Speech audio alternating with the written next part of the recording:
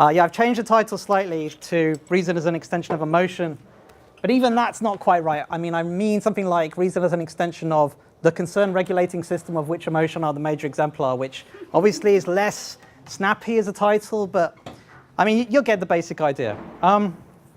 So this talk is part of a larger project that I've just completed. It's this book, which I'm calling at the moment The Emotional Mind.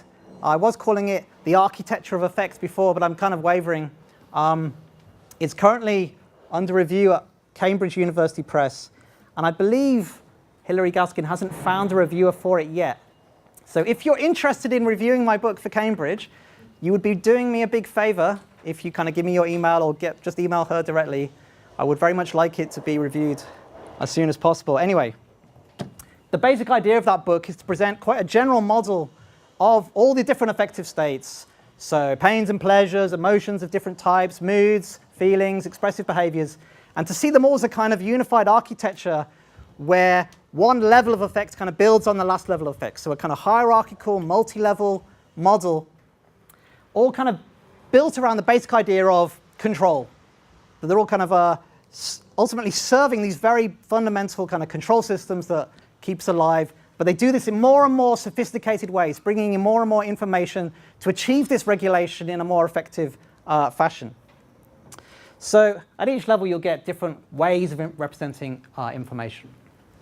And so the idea of this talk is to talk about reasoning or thinking and try and place it within that general picture. So you're not going to have the kind of background picture in any detail, and it's going to be very much a kind of big picture overview type talk. But hopefully you'll get a sense of what I'm getting at. So in order to get going, we need a rough characterization of what I'm talking about when I mean rational thought. I'm basically thinking about thought that's conscious, thought that is symbolic or linguistic in nature, and thought that is, in some sense, subject to the will. So my paradigm here is inner speech, so the way we talk to ourselves in our own heads all the time.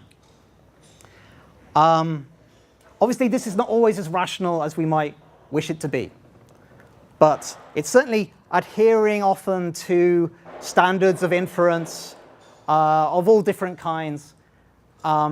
But often, maybe there's an image that kind of punctuates a move from one thought to the next. So we're not really worried about the rationality of it so much as the kind of the conscious thinking and what's going on with conscious thinking in that sort of sense. Now, obviously, I mentioned that this is a chapter in a book, and it's actually one of the later chapters. So we're not going to have the benefit of all that kind of background material, which if you had that, all my points would be completely obviously true and stunningly insightful. So just to give some sort of background, I'm going with the basic idea of emotional states as tracking things that we care about. Yeah, this is, I hope, a very non-controversial idea of what emotions and other kinds of affective states do. So I call the objects of these things concerns. So it's just things that we care about. And also, another assumption is that affective states, like emotions, directly motivate responses that are aimed at protecting or serving those concerns. Okay? And so this is my main claim. The primary role of conscious rational thought, that is, inner speech and things like this, is to extend these affective functions. And that's the extension I have in mind is something that's going to both inhibit and stimulate affective states.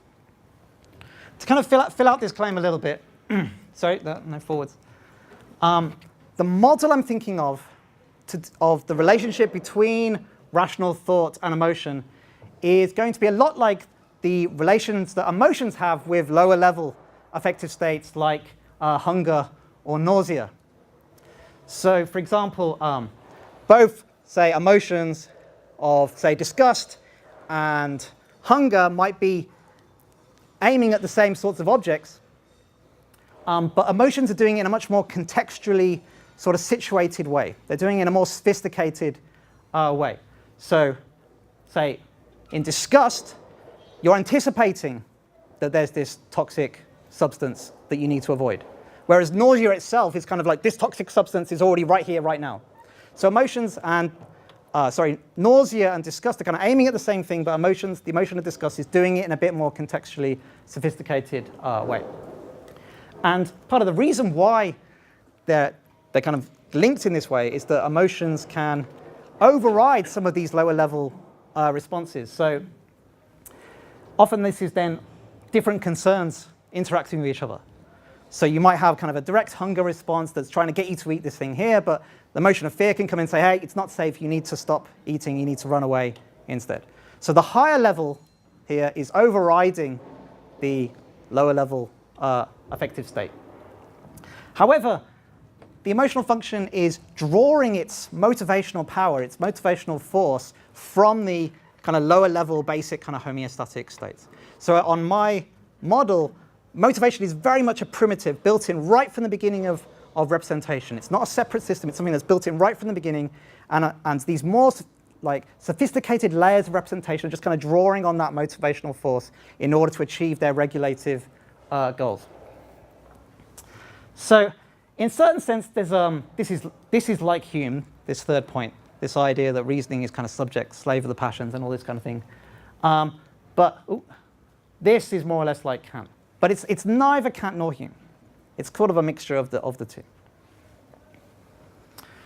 Okay, so the way I'm going to try and justify this relationship is partly just, hey, look at all these different phenomenon of rational thoughts. Don't they look kind of emotional? That's kind of interesting. Just like note various ways in which that's occurring, where our thinking is clearly serving some kind of concern regulation activity.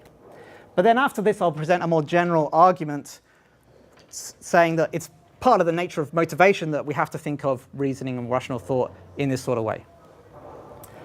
So here's, So this is just an initial point which might underline the kind of prima facie plausibility of this approach, which is just to note that rational thought of this kind of inner speech variety tends to display emotional style. So, if you're angry and you're thinking, the way you're thinking is often going to reflect an emotional style. It's going to be emphatic and shouty in its style. Similarly, when you're joyful, your style of thinking will be kind of scatty maybe, or just kind of jumping from here to there. Obviously, there's something a bit metaphorical going on there, but this idea of like jumping from thought to thought is going on in that kind of case.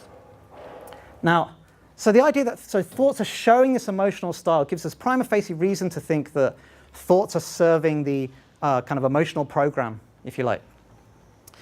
But of course, you might say, well, we often see emotional styles in all kinds of activities that don't really bear very closely on the emotions that you're having. So, if you're feeling angry and you're driving, yes, you might drive in an angry way, or you might drive in a nervous way, or a happy way. But that's just kind of leakage. That's just expressive leakage of the emotional state. It's got really nothing to do with the emotion itself. The difference with thought, however, is that it tends to be serving the emotional concern. And so that gives us better reason for saying, no, it's not just leakage of the emotion into thought. It's actually the thought kind of as being part of the emotional system there.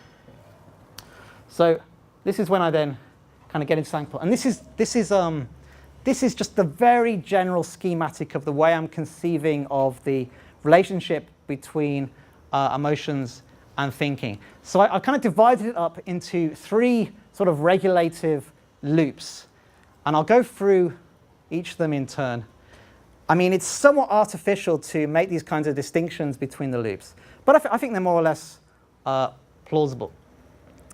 But the basic idea is that there's always this concern regulating emotion at the root that's kind of driving a certain thought response that then feeds back into the concern regulating system, and then it just kind of keeps iterating in this way. So often when we talk about the relationship between thought and emotion, often philosophers will start with the ways in which thought can trigger emotion. But I think that's not the right place to start. The way we should start when we think about the relationship between thought and emotion is how thought responds to emotional states. So as grown-up humans in a civilized world, we very rarely impulsively act on our emotional states. Yeah, we get angry, we don't lash out. It's far more common for us to have some kind of episode of thinking stimulated as a result. And this is what I'm going to think of as my first loop, where you have the emotional state, and it's going to stimulate various thoughts aimed at checking the emotional stimuli or the concern. So there's various evidence. Michael Brady nicely kind of collects some of this evidence about how attention style can be affected by the emotions that you're undergoing. So, this idea of broaden and build when you're happy, and kind of like narrowing the focus when you're anxious. And it's, they seem to be serving the emotional goals in various ways in those cases. Brady has this nice bit. He says, it's usual for the emotional experience to raise rather than silence the justificatory demand with respect to our initial emotional appraisal. Moreover, Brady notes that when the emotion fades, the checking process tends to halt because it's no longer kind of sustained by the emotional motivation. So that's the kind of idea I'm thinking of here as well, that emotions are stimulating these check-in processes. And of course, this is going to be driven by the kind of confirmation biases that have often been brought up over the course of these conferences. So I don't really need to get into those. We're often seeking to confirm the emotions that we have rather than disconfirm them. Nevertheless, if you're checking, there's a good chance you'll come across stimuli that will be relevant for some other kind of emotional process. And so it's in this checking process, you may well end up triggering new emotional states. More than this, it's obvious that many of the emotions that we have just could not be stimulated unless we had the capability for rational inferences. Yeah, you just could not have fear of death unless you were capable of making very kind of abstract thoughts and inductive inferences and things like this. It's just not the kind of thing that's going to directly confront you, at least in your own case. Okay, so that's one loop. Second loop then is what I'll call the kind of a planning loop. So again, this is talked about by people like Scarantino. Scarantino has a general kind of motivational model of the emotions. So one of the main things that emotions do is stimulate planning activity. So I have a quote from him. This is his 2014 paper. He says, emotions take action control systems, are action control systems designed to prioritize the pursuit of some goals over others. And then he talks a lot about these forward-looking intentions that we form as a result of the emotional state. So basically, you may not act immediately. You may well form some kind of plan as a result of your emotional state. And indeed, forming that plan and then anticipating that, hey, that plan's going to work is often sufficient for the emotional program to do its job. So you go, oh no, I've completely forgotten to do this thing, I'm going to be in terrible trouble. Then you make some kind of plan, oh yeah, I'm going to totally solve that by doing this, blah, blah, blah. Then the emotion will end. Yeah, you don't need to have kind of done much actively. Yeah, you've already kind of resolved the emotional concern by making a plan and then inferring that it's probably going to work. So obviously we get talk about people like Damasio talking about how the semantic marker hypothesis, we infer what the consequences might be and then have an emotional response as a result of this imagined output, and then that leads us to make further decisions.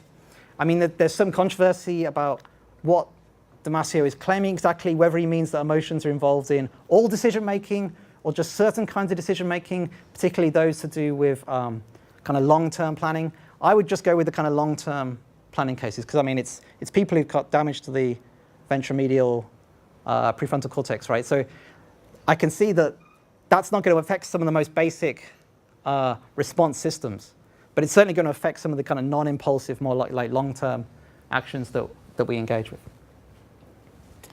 Okay, so that's another loop. And then the third loop is where we are going to what you might call the kind of emotional regulation loop itself. So according to norms that we've inherited from our society, we conceptualize our emotions.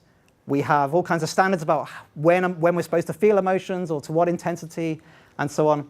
And we can then infer that our emotions may be violating one of these standards, and accordingly, some kind of response is required.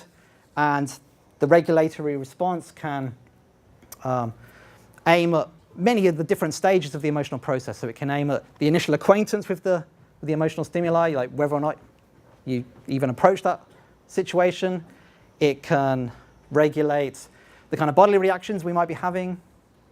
It can regulate the way we're appraising the stimuli, saying, well, you're thinking about this in the wrong kind of way, right? So that's just another loop. I do want to say a little bit more about this, because that's probably the area of the relationship between reason and emotion that's the most controversial in terms of this classical debate we have between kind of Humean views and Kantian views on the relationship between reason and emotion. So what I want to claim is that that emotional regulation process, where you realize that an emotion is inappropriate and you do something about it, that is itself part of an emotional system. It's what we should call a meta-emotional regulatory response. It's an emotion about an emotion. Yeah. So I want to take just a few minutes to think about why we should think of that regulatory process as a meta-emotion, rather than reasoning as this kind of separate source of agency that's able to kind of pin down the emotional states and stop them from doing terrible things. So one kind of initial point is just to think, well, how is it that this regulatory response is able to be motivated? How is it that realizing that your emotion is inappropriate is supposed to get you to engage in some kind of regulatory activity? First of all, that standard, that norm of how emotions are supposed to be, has to be something that you care about.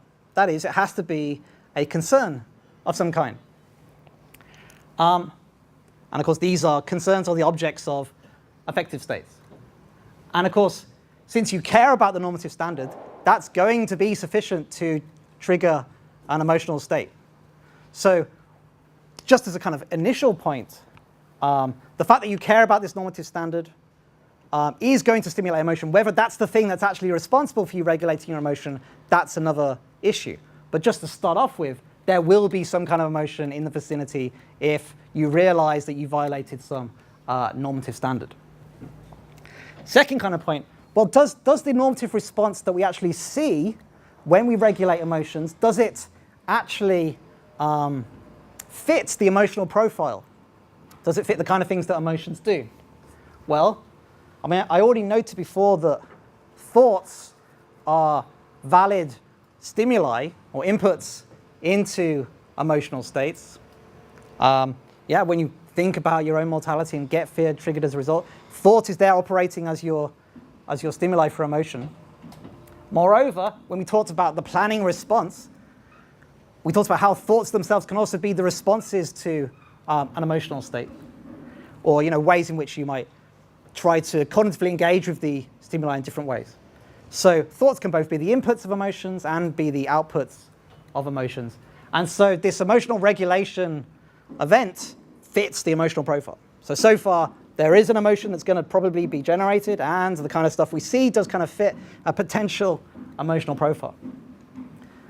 But then I think the kind of final arguments are just to say, how else could that regulatory action be sustained unless it was an emotional action in itself? So I don't understand how you could form that concern for the normative standard unless, you're not born with these concerns. We have to acquire them over the course of our lives, and presumably there's all kinds of social structures that allow us to acquire these, where they're building upon more basic concerns that we have, say for love with our parents or something like that, right? So it's building on, so the concern for that normative standard is building on some more basic concern, which are the targets of emotions.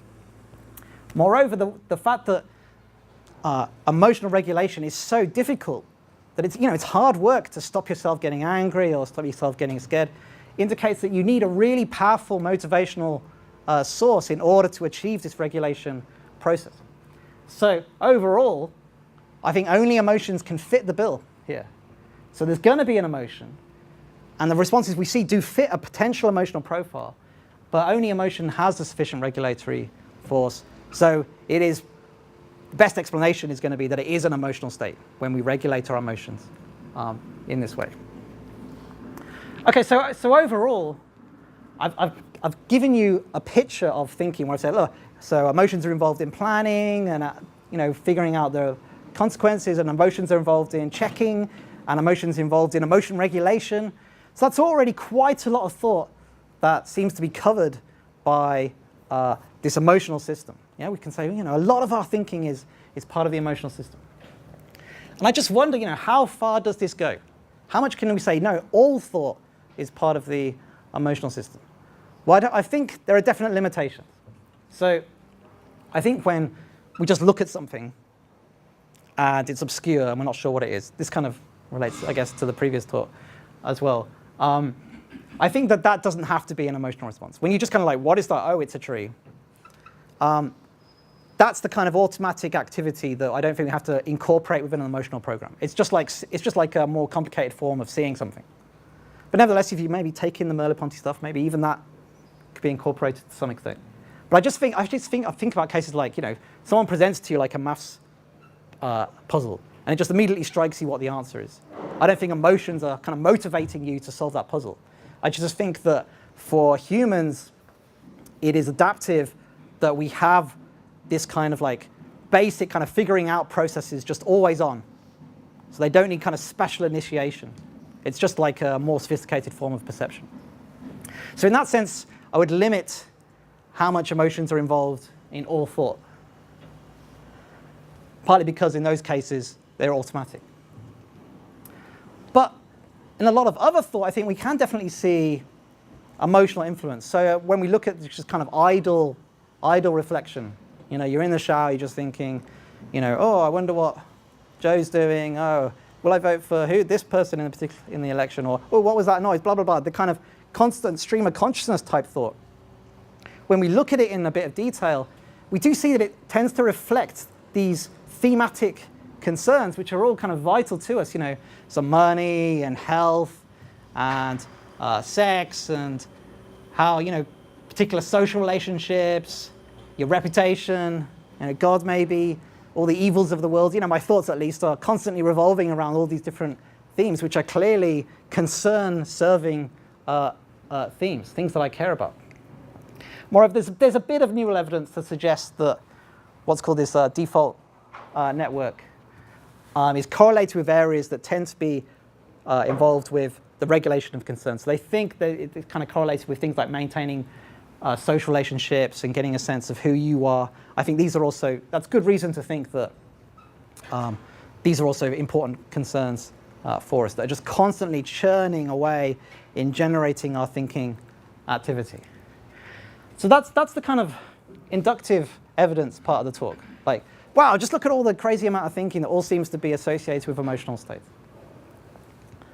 But then this is the kind of more general argument, which is that, so I said I was interested in thought that is in some sense subject to the will, that is in some sense a voluntary activity. Of course, thoughts can strike us, but we have this capacity to turn them in certain directions and to bring to bear certain considerations and so on and so on.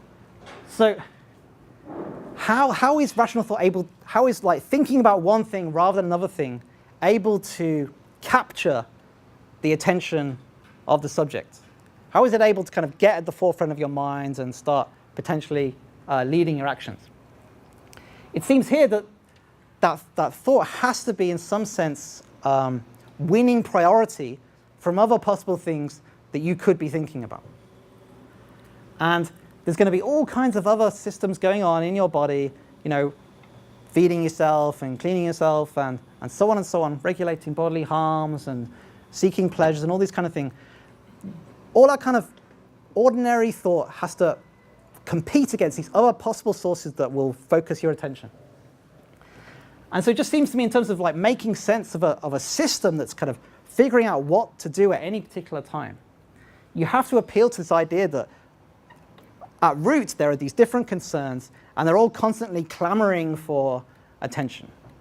And the ones that are going to get attention are the ones that are most urgent, the ones that go, no, but I'm actually really hungry now, so you need to start thinking about food, and so on and so on.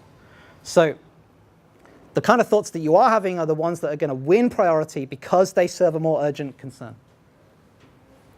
And so I think in inner speech in general adheres to these kinds of principles. Okay, so that's the kind of big picture, as I said. I think that we can justify this claim that the concern regulation system, of which emotions are the dominant kind of state, they are dominating our rational thought. We might say they're the primary role of our rational thought. Nevertheless, I do have a qualification, which is, when you're just figuring out something that's right in front of you, that doesn't, in my opinion, have to be particularly emotionally motivated. And so what's the principle that's going to allow us to say when it's kind of emotionally connected and when it's not? I think basically, to the extent that thinking is a motivated activity, that's when it's going to be part of the kind of emotional concern regulating system.